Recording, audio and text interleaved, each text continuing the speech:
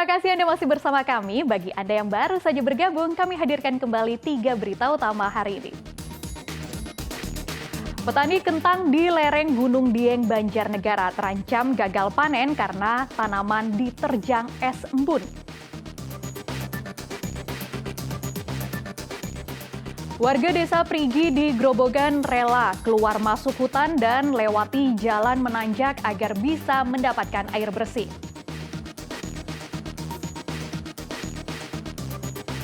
Kepala Dinas Pariwisata Pemuda dan Olahraga Karanganyar diputuskan telah melanggar netralitas ASN karena kampanyekan Bupati Karanganyar untuk dipilih pada pemilu 2024 mendatang.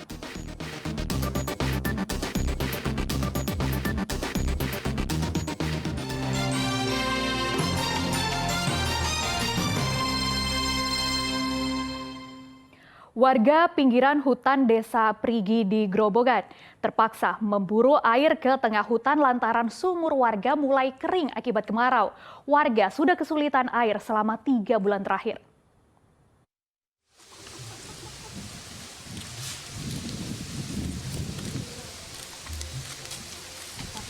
Selama 2 bulan terakhir, warga Dusun PP di Desa Prigi, Kecamatan Kedung Jati, Grobogan berjuang keras untuk mendapatkan air bersih. Mereka rela keluar masuk hutan untuk mencari sumber air. Warga harus melewati jalan menanjak sejauh 2 hingga 3 km sambil menggendong jerigen air. Perjuangan mendapatkan air bersih harus dilakukan warga desa Prigi karena sumur yang menjadi sumber air mengering akibat kemarau panjang. Jikapun menemukan mata air di tengah hutan, debitnya sangat kecil. Warga pun harus rela antre. Kekurangan air. Sudah berapa lama, Mbak? 1 bulan lebih lah. Untuk konsumsi masak atau air minum pakai apa? Ini pakai air sumur gitu. Sama juga. Sama. Udah berjalan berapa lama Mbak kekeringan ini? Kalau hari kemarau tentu. Ya. Kalau musim hujan enggak. Cari di hutan. Cari di hutan. Kalau di sana masih ada ya kita cari di sana. Kalau nggak ada, terpaksa kita cari jauh Kedung Jati. itu jauhnya kadang sampai berapa kilometer Pak? Dari hutan. Ya 2 kilo, 1 kilo, nggak pasti. Karena kita cari yang ada sumbernya. Data BPD Grobogan menyebutkan ada 44 desa yang mengalami kekeringan akibat kemarau sehingga butuh distribusi air bersih. Arif Nur melaporkan dari Grobogan.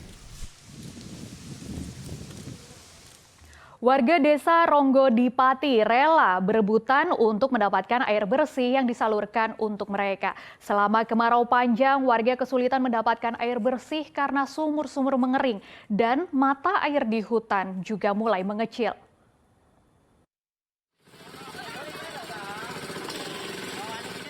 Warga desa Ronggo di Kecamatan Jakan Pati langsung menyerbu air yang disalurkan untuk mereka pada Senin pagi. Mereka khawatir kehabisan air sehingga berebut dengan warga lain. Krisis air bersih sudah berlangsung selama sebulan di desa ini. Sumur-sumur mulai kering karena kemarau panjang. Untuk mencukupi kebutuhan harian, warga mengambil air sawah atau harus ke tengah hutan. Di sini ya Pak, jauh. Kekurangan ya? Ya kekurangan. Sejak kapan Pak ini Pak? Ya sejak 1 bulanan lah. 1 bulan. Ya. Biasanya itu memanfaatkannya dari mana Pak airnya Pak? Airnya dari Pak, lahan dari jauh pokoknya jauh. Untuk saat ini baru desa Sidomukti dan desa Ronggo ini untuk kecamatan Jakan. Untuk permintaan di kecamatan lain sekabupaten Pati belum ada yang mengarah ke kita. Untuk dropping sekali kirim 1 tangki 5.000 liter ke kita tergantung jarak. Jika jaraknya dekat kita 1 hari bisa kirim 3-4 tangki, tapi karena jarak yang segitu jauh sehari cuma bisa kirim 1 atau 2, maksimal 2. Di Kabupaten Pati ada 2 desa yang mengalami kekeringan, yakni Desa Ronggo dan Sidomukti di Kecamatan Margoyoso. Sementara untuk membantu warga yang mengalami krisis air bersih, polisi mendistribusikan air dengan truk tangki ke Desa Panadaran, Grobogan. Seperti di Pati, sumur-sumur warga juga mulai kering akibat kemarau panjang. Kondisi ini sudah berlangsung selama 2 bulan terakhir. Di desa ini terdapat 76 kepala keluarga yang terdampak krisis air bersih. Berikan air bersih yang layak untuk minum kepada masyarakat yang kekurangan air di desanya. Ini di desa mana nih? Di Desa Penadaran, Kecamatan. Ada berapa tangki air yang di... Untuk hari ini 1 tangki sama 1 toren yang kita muat di mobil patroli. Sudah membantu, terbantu pokoknya. Sudah dibantu Pak Polisi, senang ya? Terus kalau nggak ada air, ambil air dari mana? Itu dari sana, hutan. Dari hutan. Di Kabupaten Grobogan ada 44 desa yang dilanda kekeringan sehingga warga kesulitan mendapatkan air bersih. Arif Nur melaporkan dari Pati dan Grobogan.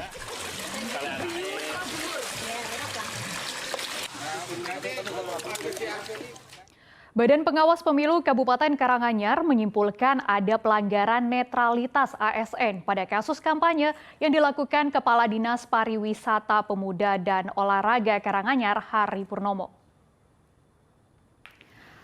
Dari hasil pleno Bawaslu Karanganyar diputuskan Kepala Dinas Pariwisata Pemuda dan Olahraga Karanganyar, Hari Purnomo, melanggar netralitas ASN.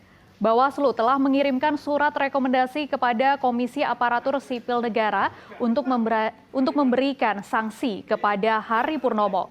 Video Hari Purnomo mengkampanyekan Bupati Karanganyar agar dipilih sebagai caleg DPR RI dari Partai Golkar pada pemilu mendatang menjadi sorotan publik. Video itu terjadi di Desa Alastuo, Kecamatan Kebakramata pada 23 Juli lalu. Saat itu, Hari menyampaikan sambutan mewakili Bupati Karanganyar. Langkah Hari dikecam banyak pihak lantaran dirinya merupakan ASN. Itu patut diduga pelanggaran hukum lainnya terkait dengan netralitas ASN. Dan kami dari Bawaslu Kabupaten Karanganyar menindaklanjuti dengan meneruskan kepada Komisi Aparatur Sipil Negara.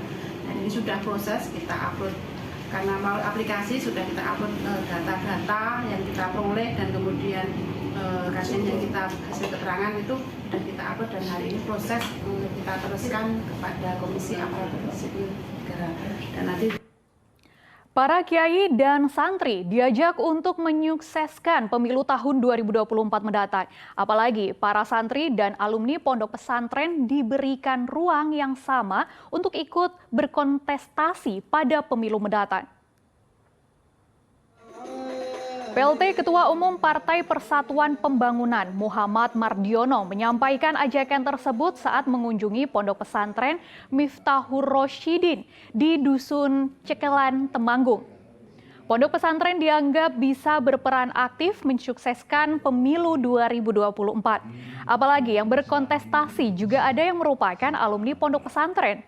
Pada kunjungan kali ini, Mardiono didampingi Wakil Menteri Agama, Syaiful Rahmat Dasuki. Ini adalah untuk menyampaikan misi pemerintahan di dalam rangka mengajak para kiai dan santri dan segenap masyarakat untuk kita mensukses pemilu, karena pemilu adalah merupakan satu bagian dari kelanjutan pembangunan berbangsa dan bernegara.